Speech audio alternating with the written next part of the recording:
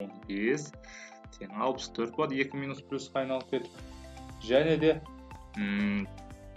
x-тың бірінші, екінші мәндерін табатын болсақ, бізде минус 2 плюс минус 8 шығады 64-тен. Бөлімінде 2 бар.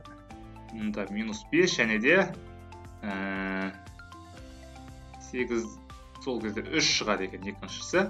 Енді осыны кәдімгі интервалдар әдісі бойынша анықтаймыз. Плюс минус аралықтарын. Яғни минус 5 және мұнда 3 болсын. Ал енді қараңдар. Мұна 2 нүкте. Осы 2 нүктені плюс минус мынаған қарайтын болсаңдар, бұл жерде автомат түрде сендер білесіңдер плюс минус плюс аралықтар екен. Енді қараңдар. Бізде плюс болса ол өсетін еді. Минус болса ол кезде кемейтін еді. Ал қайтадан плюс болса ол өсетін еді. Енді қараңдар. Осы жерден біз қазір екі нәрсені бірден анықтай саламыз.